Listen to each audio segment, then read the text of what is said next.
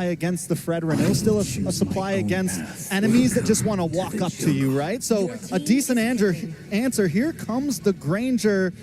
All right, so do we actually think the swap could come? I do not. I think it's going to be Zia Granger, but I know the fans are hoping maybe for something different. Yeah. No. Zia Granger. Zia Granger, for sure. There's no way that there's anyone else. Yeah. There's no other gold lane. Yeah, up against the Bruno. So, okay. So we are going to be saying the return of Fredrin in the jungle. 100% on Arlott EXP. Yes? Yes. Is it Rome Hylos? I And do then Rome prefer the Hylos. Rome Hylos to a certain degree. For sure, you can match the Cho. Well, you can't really match the Cho in terms of mobility, but you definitely have this guaranteed control that stops the Cho from moving, stops the Joy in place. Yeah, look at that. Glue is the last pick. Up against a slow trotting lineup. That's actually great. Can't hear what we think, but Mirko, Brigitte, what do you guys think about the draft? Thank you so much to our panelists. And again, we're heading into the second series of the day between the Turkish All-Star and the returning BTK. What do we think about the draft? I mean, we're seeing the Joy for the second time, but we're seeing the Fredrin as well for today. That's a bit surprising for me, if you would ask. I agree, man. Yeah. I mean, to be fair, is it really surprising? If you know mobazane, the biggest criticism from everybody, a lot of his haters, they say he can't play Assassins. And yeah, that might be true. That's why he's called Moba Fred. So we'll see how good Moba Fred is here on the Fredrin in the land of Dawn for a best of one. Yep, definitely they had to force out a response here from ULFHEDNAR. We're seeing the glue being picked up even as a way to respond to all this. And yeah, it's Moba Fred coming back here, and he's facing off against Tianzi, both junglers who I think we really need to watch out for because they're very keen on getting that jungle control and advantage in terms of the farming. But how efficient will our XP laners be in the early game, in the early skirmishes? Because if you were to look at the glue up against an Arlo, what are your thoughts about this matchup?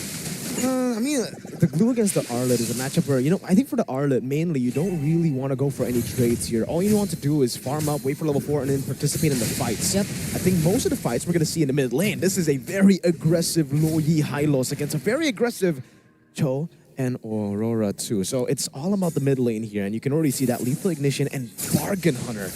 Man, Hoon is going for that snowball for sure. He's doubling down on the early game power of the Loyi. Yeah, and how will Hoon create all this space, especially with the Lui, one of the best mages who you could rely on in terms of doing that. So they can really take ULFHEDNAR by surprise every now and then whenever they want to. But then another thing I think we have to really watch out for is Zia once again showing us another Granger gold. Earlier, it wasn't as successful, but all things considered, the lineup right now that Bloodthirsty Kings have decided to field for this game, it seems like it could be a little bit more coordinated in terms of whenever they want to pick the team fights. It's also much better as a front-to-back composition. Well, Tech's good read on that. Ooh. It's a Chunpu out here. And I do want to talk a bit more of the Arlet pick, right? Because the Arlet is something we don't really see too often nowadays, but with the Fredrin in the jungle, it does make sense for you to go for the Arlet. You get so many resets. Especially the comp pops in Revitalize, goes over to Sun, the final slash will connect to the Tianzi. Full lock up there, first blood for Hoon. That was unfortunate. The sustain was still there for Shark. He had his Revitalize ready. And now ULFHEDNAR, they lost one member just right before this turtle. But it seems like they're still staying aggressive as ever, trying to disrupt mobazane from getting his purple buff. But still, he'll be able to get it either way. So we may potentially see that once Tianzi gets hold of his purple buff, will they try to still attempt for this turtle contest? I guess we'll see. Apex is walking up. No level 4 just yet, so no way of the dragon. Goes in for a bit of damage. Version into the back right now. Full flank with the glorious pathway down. Who's going to be able to put up some damage as Alien goes in for split. Zane still looking for the Red Tree. Tianzi walking up as well. It's a 50-50. Jikundo over Red Tree. Mobazane wins it up.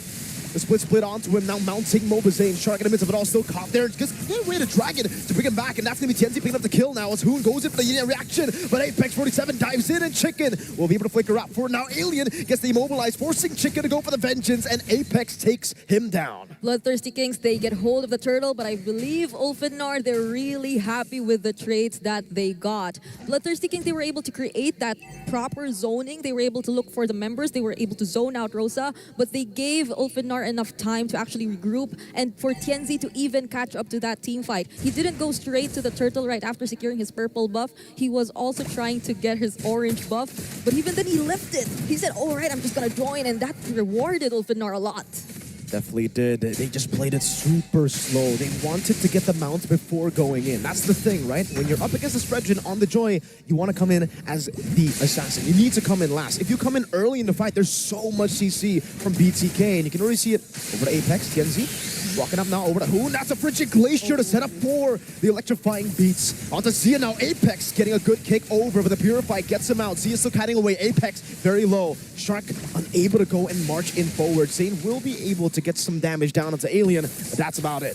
I feel like this entire situation is becoming something ULFHEDNAR really consistently takes advantage of. Their early rotations coming in from their XP lane and the information that they're able to get immediately, but that's a trade. They take Apex 47, so I don't think they'll be as aggressive towards this bottom lane anymore. Like, it's a kill, right? It's good for Zia, but it was also great for Sunshine. He got almost the entirety of the turret gold there down below. And we saw how the Bruno matchup against the Granger played out just earlier, so... Again, that's going to be quite concerning, you know, giving Bruno gold in the early game once he gets the Melfic gun. Oh, I don't know, man. Sunshine, he might actually be able to rival Mr. Siggy Boom as, you know, the Turkish Trigger Man. I mean, earlier we saw towards the late game, at least 3 basic attacks being enough to take out the late game Granger, and I think we're seeing Zia going for the exact same emblem combinations even, but who will be able to take hold of this turtle? Both teams are able to see each other right now. Double advantage. That's a G Kundoma. mobazane gets it. The last hit over with skill 1 in the red tree. Chicken walks in with vengeance, and Alien will just disengage.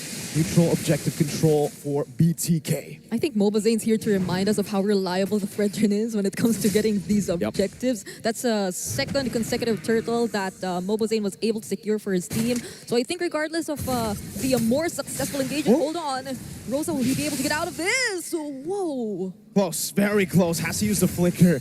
But Apex will be able to grant him some safety up top. Chicken could be able to survive this. There's no real kill threat here. Bottom lane, that's a diversion. Sunshine going to be caught. Hoon missing out the immediate reaction, but Zia gets the last hit. Apex with the way to drag, but Revitalize gets popped in by Shark, and now Apex is forced back. They have essentially already shut down Sunshine now. They're going to get a shove down, and what are they going to look to group?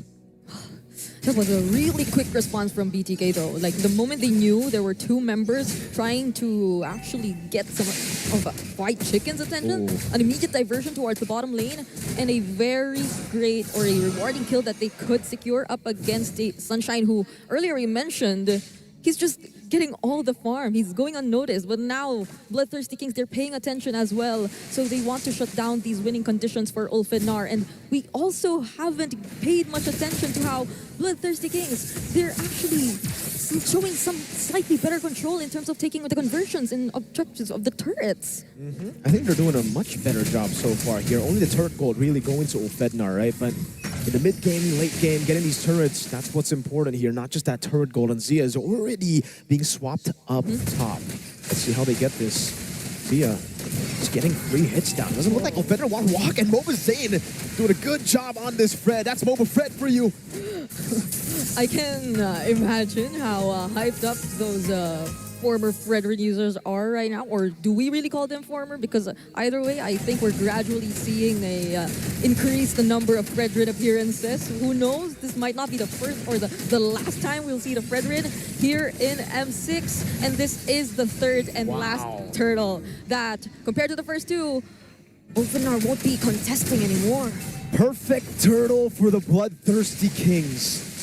3 for 3, and now they play the slow game. They're just waiting for them, for Zia, I would say, right, to get to those item power specs. It does seem like for Hoon, he should be already on it. So, I don't know, man. It's just a slow game at this point, right? They just want to outrange ULFHEDNAR, and they want to appeal for Zia. Yeah, and it's protect nice. Mr. President. It's nice to see, like, Bloodthirsty Kings gradually adapting to this kind of a playstyle. We know for one that if it was White Chicken we're talking about, the eager one to make the plays, the one who wants to go for those really aggressive XP laners, but it seems like they're adjusting really well to this high loss XP gameplay that they're showing us. They're really able to protect the key members we are actually watching out for here in BTK and pick the right team fight. It's speaking of...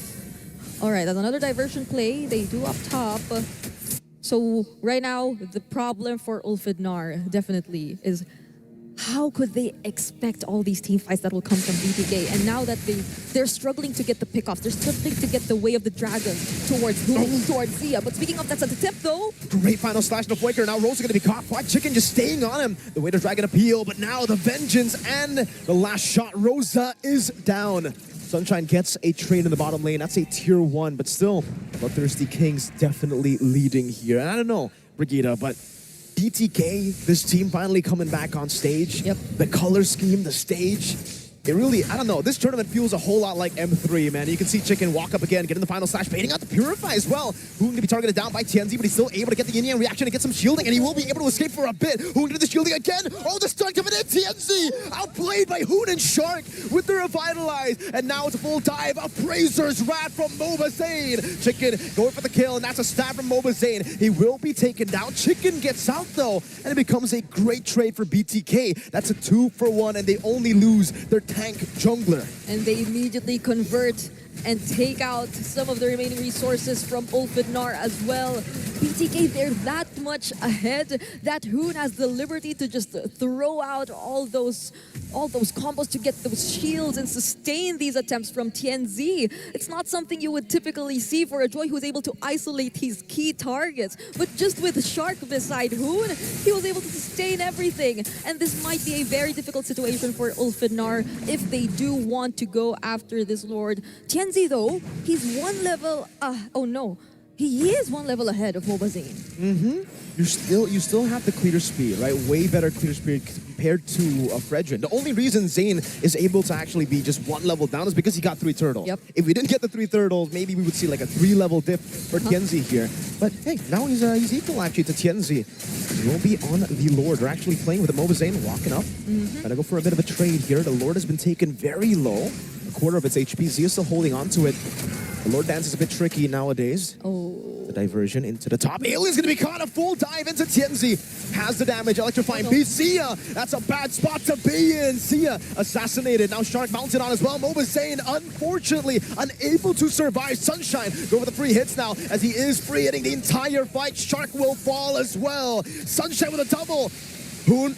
Purify now. Sunshine with the chase. TNZ very low. Fried Chicken waiting in the bush again as ULFHEDNAR take control of the game through Sunshine on the Bruno. That might have not been the best target here for Bloodthirsty Kings, or probably if we were to like rewind it a bit, it seems like they were really trying to go after TNZ, but they did not have as much idea that Alien was also there, that ULFHEDNAR, they were already all around that area trying to position themselves prior to this Lord, and unexpectedly they will be able to take hold of it instead. So it's Bloodthirsty Kings who will be having to defend for this first Lord, but definitely they will have the resources, they have the ring to do so, but ULFHEDNAR, they wouldn't want to miss this opportunity to at least attempt and even out the map. Definitely, ULFHEDNAR, you know, the way that they have been able to utilize the Bruno in the wild card. We've seen how brutal Sunshine can be on this Bruno, and so far he's been farming, waiting for that item power spike. I wonder if he has the Melfic gun already. I'm gonna have to check real quick, and he does so.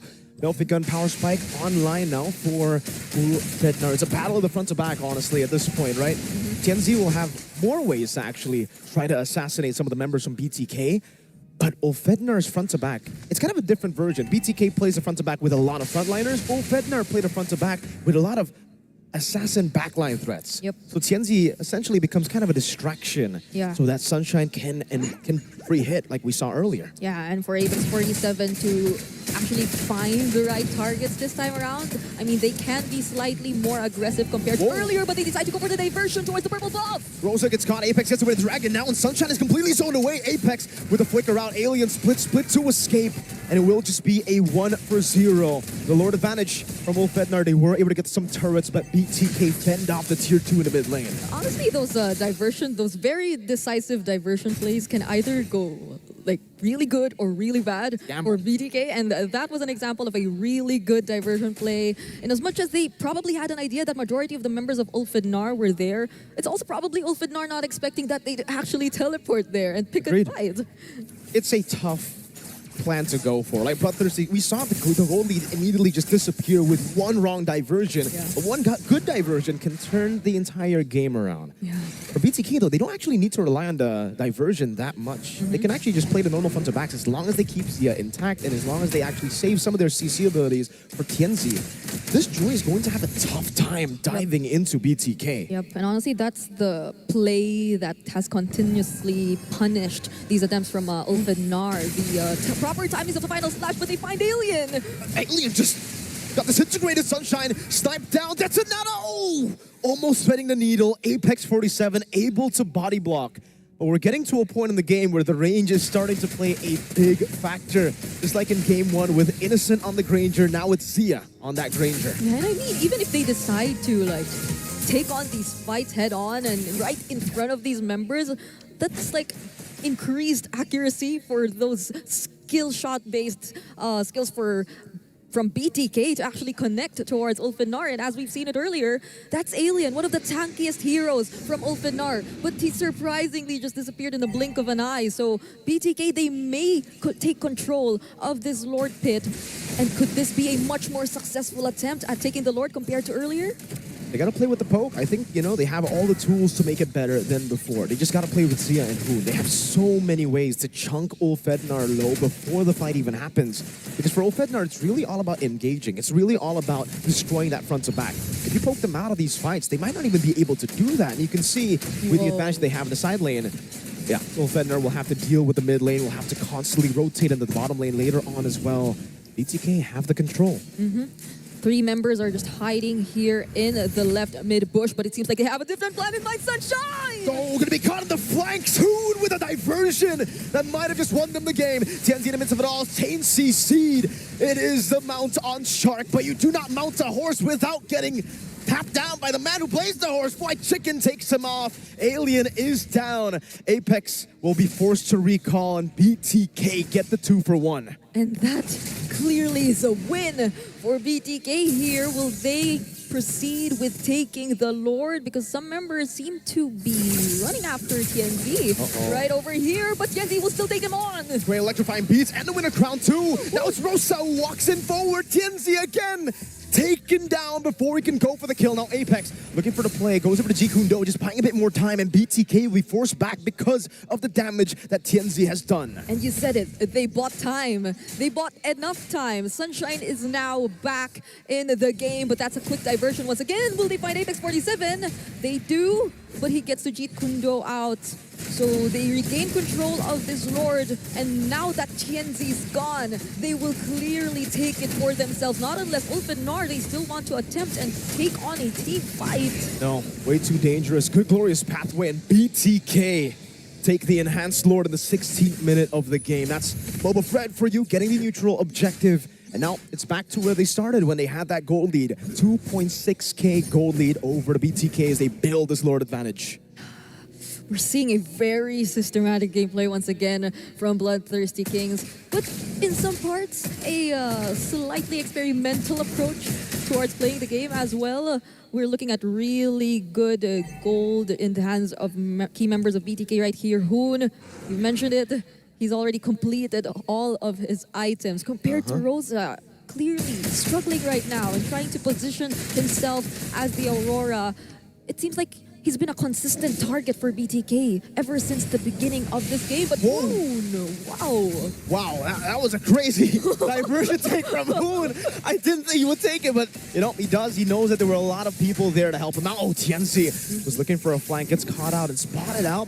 He will just go to the purple buff. I don't know if BTK will...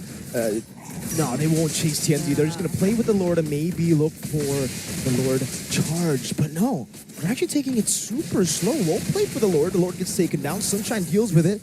They'll steal the purple buff away. Oh, now Apex is chain CC, but he does have the Shun Poo. So, yeah, it becomes a kind of just...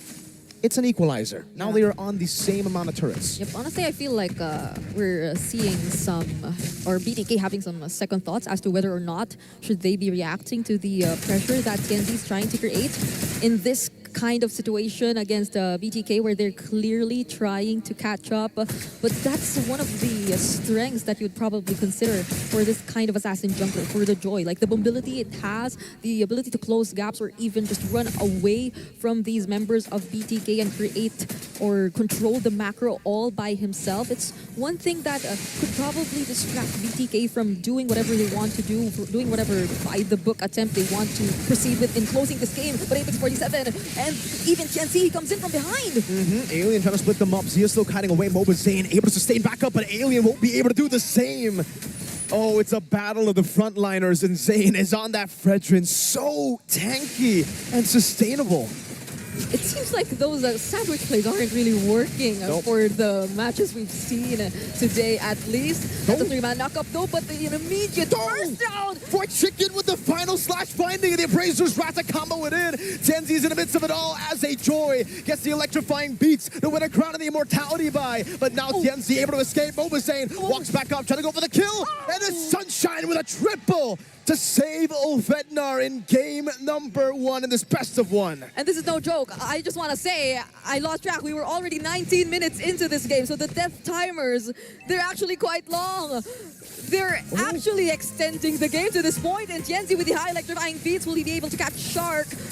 Not just yet, but still dashes in. Fortunately, there's the glorious pathway, but man, this is already almost a 20-minute game. It's coming to a point where we're going to see one big fight, and then we're going to see the end here. ULFHEDNAR defending it, and now they're going to go for the Lord. This is an Evolved Lord, so it's going to be a bit tougher for BTK to deal with, and there's absolutely no chance they get to contest this. That's a free Evolved Lord over to ULFHEDNAR. This is actually devastating. Bloodthirsty Kings for the entire 18 minutes or so, having complete control, actually making ULFHEDNAR kind of become so unsure of whether or not they actually want to position themselves in certain areas, because Bloodthirsty Kings, they have this tendency to really be first in terms of taking control of these brushes, but then in the blink of an eye, ULFHEDNAR just relying on Sunshine's late game capability. Now we're seeing them being the more aggressive team. Bloodthirsty Kings, they have to defend this. But how reliable is their wave clear exactly when it comes to this point in time? Good question. That's a really good question to ask. Is the Granger going to be able to actually poke down the Lord enough for it to stop the siege? Because ULFHEDNAR, they should have ways to actually zone BTK away and for Sunshine to just get some free hits onto the turret. If he does get those free hits. Oh, Tienzi's melting mobazane down. Oh! With just a quarter of HP left, forced to use the Appraiser's Wrath, and the Evolved Lord will be able to charge down. That's a base turret taken down up top. mobazane's going to be very careful with this Fredrin. BTK, they're able to fend off for now. They will be able to defend, but there are going to be some more waves in the mid lane. ULFHEDNAR will not push forward. They will be happy with the base turret taken down up top. If Tienzi hurts that much against mobazane, how much more if he gains access to Zia, to Hoon, to the other less tanked members of BTK at this point? Because if we were to look at the item builds, this pretty much explains why TNZ is starting to hurt so much. Yep. He's full build. He also picked up both the Holy Crystal and the Divine Glaive, and if ever he wants to create some crazy plays, some surprising plays, he can go for it. He has the Winter Crown in his arsenal as well. The Winter Crown is such a good tool to have on the Joy, because the Electrifying Beast, I mean, with the new Winter Crown, it still comes out, right? So you're dealing damage with no risk at all while you're in the middle of the fight. And BTK, I think they've been kind of overconfident a lot of times, just sitting on the Electrifying Beast. I know you got the Athenas, I know you got that Radiant Armor, but hey, man, it's better not to take that damage when he's on you. Better to actually move back again. I understand, though. They want to try to just go for him right as he gets out of the Winter Crown. Unfortunately, Sunshine's there too, right? TNZ's not the only damage dealer. If you stick like that, Sunshine's going to get that worldie down. He's going to be able to get those free hits. And that's why we've seen Sunshine be the assassin, funnily enough, right? He's not the main damage dealer. TNZ's been the one chunking them low, but Sunshine's been getting the balls down. Yep, I'm really glad you mentioned that, because for the first, or for at least the entire game almost that we've been seeing, it's this teaming up together. It's this 5-man rotations that have been really benefiting Bloodthirsty Kings. But at this point in time where ULFHEDNAR, they can also do the same. They can rely on their team fight capabilities to its fullest. Will it still be the same story for BTK this time around? Because if they decide to stick together, Tianzi, he can just reach more targets. He can just dash through more targets. And Sunshine with the Worldy, he can just look for the free hits indefinitely. But Tianzi waits. No! BTK get the diversion, and Tianzi evaporates. 22 minutes in, that might be the play to win the game. Apex trying to open up the map now as Rosa goes in for the zone. Lord should be free. Tianzi down for 47 seconds. That's no joke. We're 23 minutes in. The death timers are no joke. But it seems like ULFHEDNAR, they still want to take on this fight. Apex 47 poked very low. But that's a flicker from Alien. And he's isolated. He's alone. And Fight Chicken, though. Trying to escape. Will be able to flicker out there. Does seem like ULFHEDNAR is doing a great job right now, holding on to it. The Glorious Pathway popped down already. Apex 47 going for the stun right now onto mobazane. Will he be able to get it with the way of the dragon as well? mobazane still with the retribution. Apex immortality down. Sunshine with a purify. The final slash brings him into Zia's gunshots. The yin-yang reaction will get Hoon a double. And now ULFHEDNAR will have to defend against the Evil Lord of BTK. While Sunshine is yet to return for nearly a minute. So Bloodthirsty Kings, they're really picking up the pacing. They want to make as much use of this Lord that they've secured for themselves. This is an evolved Lord. And definitely you'd want to stick together this time. This is the moment you'd want to stick together and really stay by the Lord's side. But wait a minute! Winter Crown into Winter Crown into the Immortality. Tianzi buying some items, but is it going to be enough? Tianzi down. Hoon gets a killing spree. Apex with the conceal. Zia with the Sky Piercer. It's a diversion again to flank ULFHEDNAR. Rosa pops in the Frigid Glacier, trying to survive the Sky Piercer. That's one stack on the board. Apex buying a lot of time, but it is not going to be enough as Chicken gets rid of him. Bloodthirsty Kings. BTK is back on the world stage. A wipeout before securing the game. The return of BTK. Moba Fred, he's just proving us so much things on the first day. He never fails to do it every single time. Able to just shatter expectations on stage. You know what?